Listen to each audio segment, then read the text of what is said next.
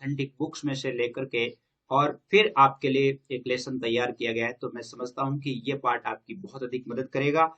आप सभी के लिए जो व्हाट्सएप ग्रुप बनाए गए हैं उनके नंबर भी मैं आपको आगे बता दूंगा। सबसे पहले देखिए जवाहरलाल नेहरू के बारे में हमें सबसे पहले इनकी डेट ऑफ बर्थ देखिए 1889 से 1964 तक उनका जीवन काल रहा। उनकी भूमिका के बारे में यदि हमें लिखना हो तो हम लिखेंगे कि भारत के गौरवशाली पुत्र जवाहरलाल नेहरू ने सन 1948 ईस्वी में गांधी जी की मृत्यु के बाद भारत के सर्वमान्य नायक का स्थान प्राप्त कर लिया था। गांधी जी और नेहरू जी दोनों समकालीन थे और इसके साथ ही वे समान टैलेंटेड भी थे और लोकप्रिय भी थे। और गांधी जी की जब मृत्यु हो गई थी तो सबसे अधिक जो मोस्ट जो नायक थे, अपने देश के जो हीरो थे, वो नेहरू जी हो गए थे। और अपनी मृत्यु के समय भी और अपनी मृत्यु से पहले भी भारतीय स्वतंत्रता के पूर्व भी महात्मा जी जो है यानी गांधी जी, उन्होंने ये कहा था कि जवाहरलाल नेहरू उनके राजनीतिक उत्तराधिकारी होंगे। तो गांधी जी ने अपने राजनीतिक उत्तराधिकारी किसे कहा था? गांधी नेहरू जी को कहा था। गांधी जी ने एक बार उनके संबंध में ये भी कहा था कि वे नितांत उज्जवल है, अर्थात बिल्कुल सफेद हैं, सब यानी सच्चे हैं। उनकी सच्चाई संदेह के परे है, अर्थात उनके सच्चाई पर कोई संदेह नहीं किया जा सकता और अपना देश उनके हाथों में सुरक्षित है। इसलिए नेहरू जी ने 17 वर्ष तक अपने भारत का नेतृत्व किया, यानी देश में प्रधानमंत्री पद पर रहे 1947 से लेकर के और मृत्यु पर्यंत 1964 तक, यानी सबसे लंबा काल उनका देश में रहा था। भारत की प्रजातंत्रात्मक व्यवस्था को उन्होंने सुदृढ़ किया। अपनी विश्व प्रियता और मानवता के प्रति प्रेम के बावजूद नेहरू जी का प्रथम और सर्वाधिक प्रेम भारत और भारतीय जनता के प्रति ही था। यानी भारत और भारतीय जनता के प्रति वे बहुत अधिक प्रेम करते थे। इसलिए उनका परिचय जानना हमें बहुत जरूरी है कि नेहरू जी का जन्म है वो 14 नवंबर 1889 के दिन जवाहरलाल नेहरू का इलाहाबाद में जन्म हुआ था। 14 नवंबर का दिन है वो नेहरू जी की याद में मनाया जाता है बाल दिवस के रूप में, आप जानते हैं, क्योंकि नेहरू जी वो बच्चों से बहुत प्रेम करते थे, इसलिए बच्चे उसे चाचा नेहरू भी कहा करते थे। और उनके पिता का नाम था मोतीलाल नेहरू, जो देश के जाने माने वकील थे। उनकी मां का नाम स्वरूप रानी था। मोतीलाल नेहरू ने वकालत में बहुत अधिक धन अर्जित कर लिया था और गांधी जी के संपर्क में आने से और राष्ट्रीय आंदोलन में प्रवेश करने से पूर्व उनका जीवन जो था वो विलासिता से पूर्ण था। यानी उनका जीवन विलासिता भरा था। वो भोग विलास में यानी विलास में ज्यादा ज्यादा रहा करते थे। विलासिता यानी ऐशो आराम किया करते थे, ऐशो आराम में रहा करते थे। जवाहरलाल नेहरू का बचपन आनंद भवन के वैभव और विलास में बीता था, लेकिन प्रारंभ से ही वे गंभीर और चिंतनशील नजर आने लगे थे। 16 वर्ष की आयु तक उनकी शिक्षा और अध्ययन घर पर ही हुआ था। 1905 ईस्वी में उन्हें हैरो स्कूल में भर्ती करवाया गया। 1905 ईस्वी में, यानी जब वो 16 साल के हुए, यानी लगभग 16 वर्ष तक तो घर पे ही उनका अध्ययन हुआ और 16 वर्ष के बाद उन्हें हैरो स्कूल में भर्ती करवाया गया। 1907 में उन्होंने ट्रिनिटी कॉलेज कैम्ब्रिज में प्रवेश लिया और विज्ञान विषय में ऑनर्स की परीक्षा उत्तीर्ण की। विज्ञान से ये ऑनर्स डिग्री से उत्तीर्ण थे और उत्तीर्ण करने के पश्चात उन्होंने वकालत का पेशा चुनने के लिए या वकालत करने के लिए वो लंदन गए और 1912 में वो बैरिस्ट्री की परीक्षा पास करके और उन्होंने अपना कीर्तिमान स्थापित किया। 1912 में, यानी लगभग जो है वो 23 वर्ष की उम्र में उन्होंने वकालत की परीक्षा पास कर ली थी। मैंने आपसे कहा था कि आपको मैं नंबर बताऊंगा जो है 9610208295, इन पर आप ऐड हो सकते हैं और निःशुल्क है, किसी प्रकार की कोई फीस नहीं है। नेहरू जी के बारे में यदि हम आगे पढ़ें तो अपने शिक्षा काल में नेहरू जी चेव दंपति सिडनी और ब्रिटिश जो चेव थे उनके फेबियनवादी समाजवाद से प्रभावित थे और इसी से प्रेरित होकर वे 1910 में आयरलैंड का जो सिनफिन आंदोलन था उसको देखने गए थे। अब आपके यहाँ से प्रश्न आ सकता है कि 1910 ईस्वी में, यानी सिनफिन आंदोलन कब हुआ? देन यू विल राइट, आप लिखेंगे कि 1910 ईस्वी में। सिनफिन आंदोलन कब हुआ था? 1910 ईस्वी में। और इंग्लैंड में जब वो प्रवास कर रहे थे, इंग्लैंड के प्रवास काल में उन्होंने महिला मताधिकार आंदोलन में भी भाग लिया था, उनसे वो प्रभावित हुए थे। और सन 1912 में जब वो भारत आए तो उन्होंने वहां वकालत भी प्रारंभ की, लेकिन वकालत ज्यादा दिनों तक नहीं कर पाए और इंग्लैंड में रहते हुए भी उन्होंने भारत के सार्वजनिक जीवन में भाग लेने का दृढ़ निश्चय कर लिया था। इसलिए वो वकालत छोड़कर भारत के या भारत सुधार में लग गए थे। 1912 में उन्होंने बिहार के बांकीपुर में आयोजित कांग्रेस अधिवेशन में एक प्रतिनिधि के रूप में भाग लिया था। 1912 में बिहार में जो कांग्रेस का अधिवेशन हुआ था, उस अधिवेशन में उन्होंने भाग लिया था एक सदस्य के रूप में। वे सन 1913 में संयुक्त प्रांत कांग्रेस यानी उत्तर प्रदेश कांग्रेस में शामिल हुए। 1913 में संयुक्त प्रांत कांग्रेस यानी उत्तर प्रदेश कांग्रेस जो थी उसमें शामिल हो गए। और इन वर्षों में गांधी जी के नेतृत्व में दक्षिण अफ्रीका में जो रंग विरोधी आंदोलन चल रहा था, उससे भी वो बहुत अधिक प्रभावित हुए। गांधी जी वहां पर दक्षिण अफ्रीका में गए हुए थे, वहां पर काले और गोरों के बीच जो भेद था, उस भेद के विरुद्ध वो यानी अपना आंदोलन चला रहे थे। उस आंदोलन से भी वो बहुत अधिक प्रभावित हुए और इस अहिंसात्मक आंदोलन का जो विवरण उन्हें मिला, उससे वो बहुत अधिक प्रभावित हुए। जनवरी 1915 में जब गांधी जी भारत आए थे, जनवरी 1915 में जब गांधी जी भारत आए थे, 7 से 9 जनवरी यानी आप देखते हैं कि अपने यहाँ पर भारत में प्रवासी दिवस मनाया जाता है, वो उसी की याद में मनाया जाता है कि इसी समय 7 से 9 जनवरी के बीच ही गांधी जी भारत में आए थे। सन 1916 में कांग्रेस के लखनऊ अधिवेशन के समय वे गांधी जी के संपर्क में आए और उन्होंने दृष्टिकोण संबंधी समस्त भेदों के बावजूद भी गांधी जी और उनके बीच संबंध निरंतर प्रगाढ़ और आत्मीय होते चले गए। यानी उनके विचार हालांकि अलग थे, लेकिन विचार अलग होते हुए भी दोनों का लक्ष्य है वो देश सुधार था। इसलिए दोनों समझते थे कि अपने विचार अलग हो सकते हैं, लेकिन हम दोनों का लक्ष्य जो है वो एक ही है। तो इसलिए वो दोनों निरंतर आत्मीय संबंधों से वो ओतप्रोत थे। 1918 में उन्हें कांग्रेस महासमिति का सदस्य चुना गया। जवाहरलाल नेहरू को 1918 में कांग्रेस महासमिति का अध्यक्ष सदस्य चुना गया था। और ब्रिटिश सरकार का जो काला कानून था, रॉलेट एक्ट और भीषण नरसंहार जो 1919 में 13 अप्रैल 1919 को जलियांवाला बाग हत्याकांड हुआ था, उससे जवाहरलाल नेहरू बहुत अधिक दुखे हुए थे। रॉलेट एक्ट एक ऐसा कानून बनाया गया था जिसमें किसी भी भारतीय को यानी बिना किसी कारण के भी पकड़ करके नजरबंद कर दिया जाता था, जिसमें ना कोई वकील होता था, ना अपील होती थी, ना कोई दलील होता था। इसलिए गांधी जी ने उसे काला कानून भी यानी हमारे भारतीयों ने काला कानून भी उसे कहा गया। सन 1919 में ही उन्होंने निकटवर्ती किसानों के दुखों को दूर करने के लिए गांवों की यात्रा भी की और इस यात्रा से उन्हें देश और देश की जनता को समझने का मौका मिला। 1920 में महात्मा जी द्वारा संचालित असहयोग आंदोलन में पिता और पुत्र दोनों ने हिस्सा लिया था, यानी गांधी जी ने और उनके नेहरू जी ने और उनके पुत्र मोतीलाल और यानी जवाहरलाल नेहरू पिता पुत्र दोनों ने भाग लिया था इसमें। इसके आगे मोतीलाल जी ये नहीं चाहते थे कि जवाहरलाल राजनीति में प्रवेश करे, लेकिन जब पुत्र का दृढ़ निश्चय था तो उस दृढ़ निश्चय को नहीं बदल पाए। और कहा जाता है कि जिस व्यक्ति का दृढ़ निश्चय होता है तो दुनिया उसे नहीं बदल पाती, दुनिया उसी के अनुसार झुक जाती है, और वही उसके साथ हुआ। नेहरू जी भी अपना निर्णय नहीं बदला, तो स्वयं जब नेहरू जी निर्णय नहीं बदले और जब वो देश के प्रति अच्छा काम करने लगे, तो उन्होंने स्वयं जो विलासिता और आराम का जो जीवन था वो मोतीलाल नेहरू छोड़ करके और आंदोलन में कूद पड़े, अपने पुत्र का सहयोग करने लगे। नवंबर 1921 में शासन ने कांग्रेस को अवैध संस्था घोषित कर दिया था और 6 दिसंबर 1921 को उन्हें अपने पिता के साथ बंदी बनाकर के 6 महीने का कारावास का दंड दे दिया गया था। 6 दिसंबर 1921 को यानी अंग्रेजों ने उन्हें बंदी बनाया गया, बंदी बना करके 6 महीने का वो उन्हें दंड दे गया था। कुल मिलाकर के 9 बार उन्होंने जेल की हवा खाई, यानी 9 बार उन्हें नजरबंद किया गया था। और 1922 में वे सर्वसम्मति से इलाहाबाद नगरपालिका के अध्यक्ष चुने गए और 1925 में उन्होंने नगरपालिका की अध्यक्षता से त्याग पत्र दे दिया था। यानी 1925 में उन्हें नगरपालिका की अध्यक्षता से त्याग पत्र दे दिया था। पति के सार्वजनिक जीवन की कठिनाइयों और उनके अनवरत जेल यात्राओं के क्रम में उनकी पत्नी कमला जो थी, कमला नेहरू, वो क्षय रोग से यानी टीबी से पीड़ित हो गई और जवाहरलाल नेहरू उन्हें लेकर के 1926 ईस्वी में स्विट्जरलैंड गए थे।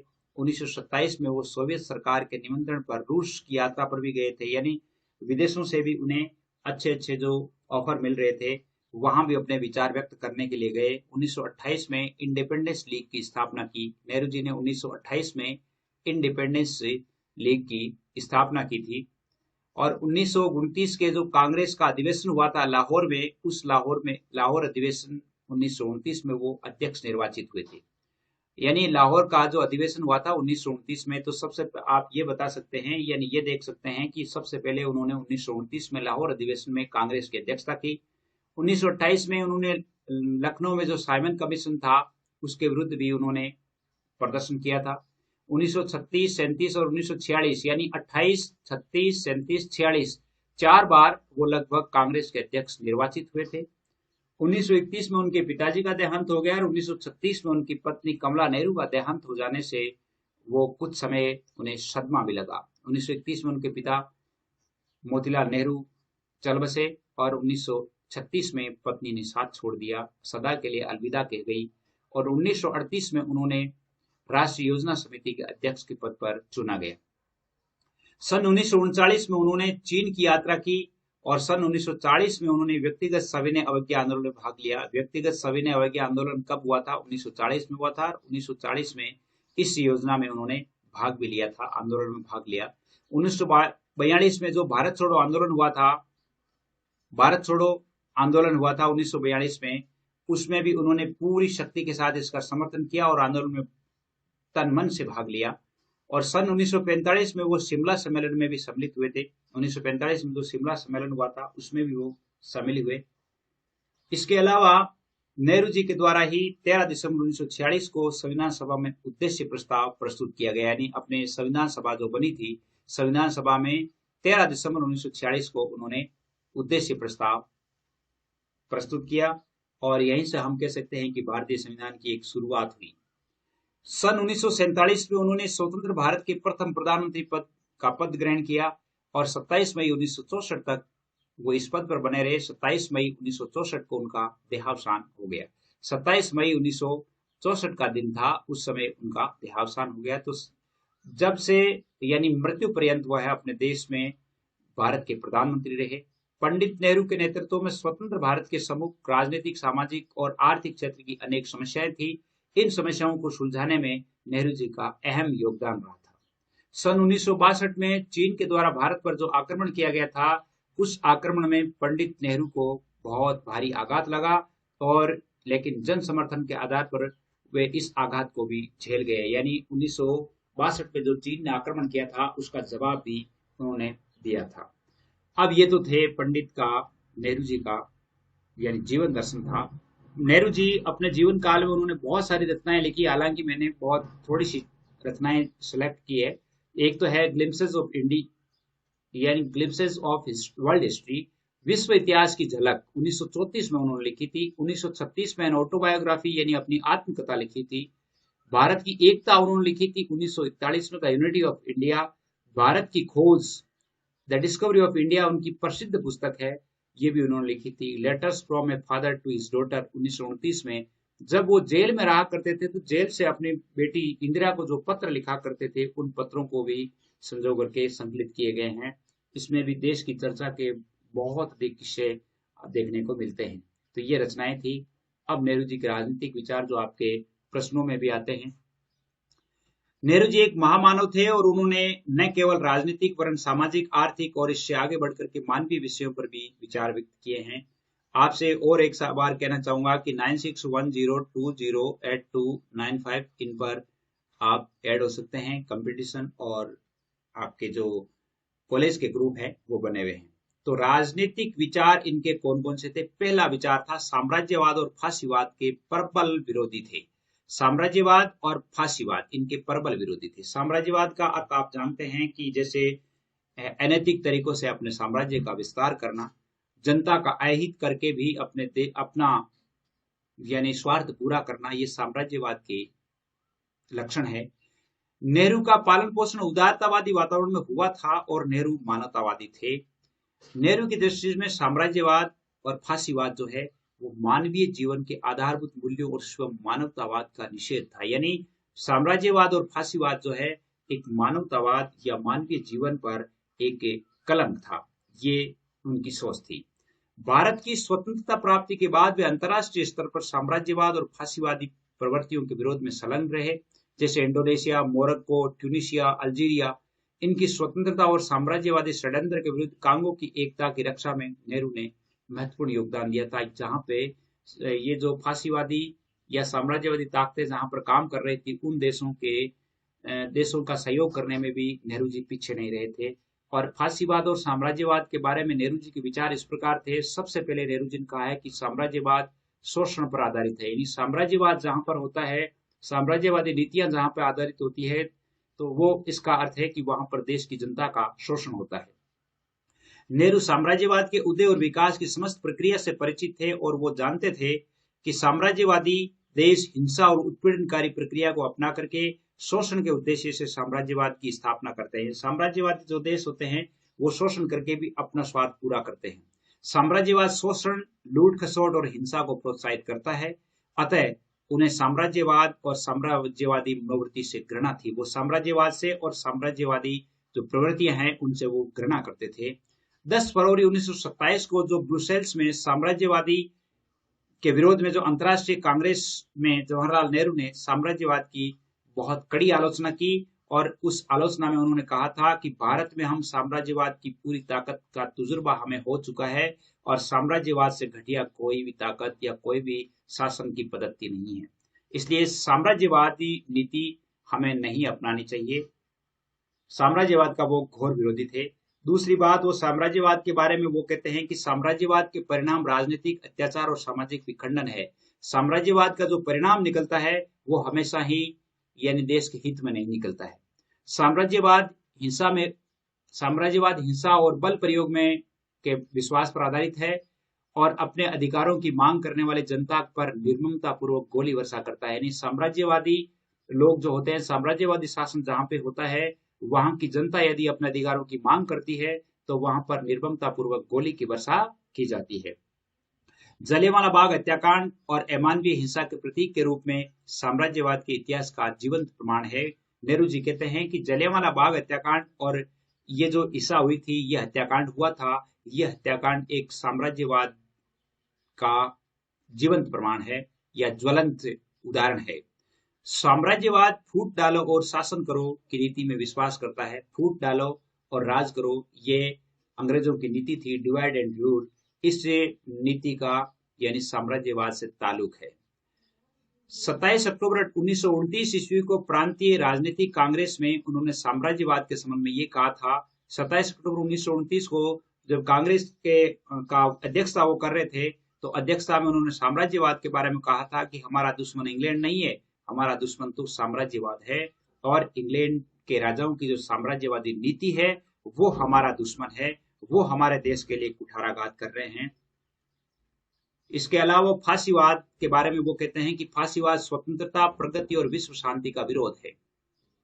नेहरू की दृष्टि में फांसीवाद और नाजीवाद साम्राज्यवाद और जातिवाद का प्रत्यक्ष और उग्र रूप है। नाजीवाद और फांसीवाद जैसे मुसोलिनी, इटली वाले वो थे, तो इनका वो घोर विरोधी थे। अतः उन्होंने साम्राज्यवाद की समान फांसीवाद और नाजीवाद का भी प्रबलतम शब्दों में उन्होंने आलोचना की।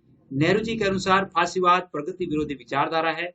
फांसीवाद उग्र राष्ट्रवाद में विश्वास करता है। फांसीवाद की आलोचना करते हुए उन्होंने दिसंबर 1936 में कहा था कि फांसीवाद अंतर्राष्ट्रीय मामलों में खुल्लम खुल्ला गुंडापन पर उतर आया। वो फांसीवाद को यानी गुंडागिर्दी कहा करते थे। चौथी बात है कि फांसीवाद लोकतंत्र का विरोधी है। इसके बारे में भी वो कहते हैं कि फांसीवाद जो है लोकतंत्र विरोधी है।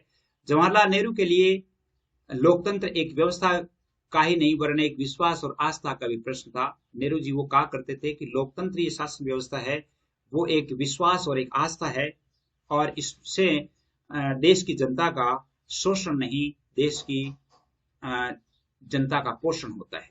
इसलिए वो ये कहा करते थे। और फांसीवाद अपने उदय, विकास और संपूर्ण प्रक्रिया में लोकतंत्र की विरोधी प्रक्रिया है। इसलिए नेहरू ने फांसीवाद की कठोरतम शब्दों में आलोचना की और व्यवहार में प्रत्येक स्तर पर उनका विरोध किया।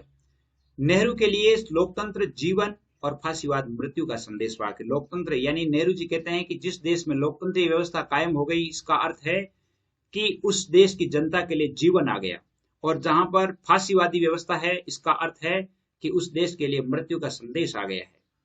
और नेहरू जी ने फांसीवादी मुसोलिनी से मिलने के प्रस्ताव को भी अस्वीकार कर दिया था। यानी फांसीवादी जो इटली के जो मुसोलिनी थे उन्होंने उनके पास प्रस्ताव भेजा था मिलने के लिए, लेकिन उन्होंने अस्वीकार कर दिया था।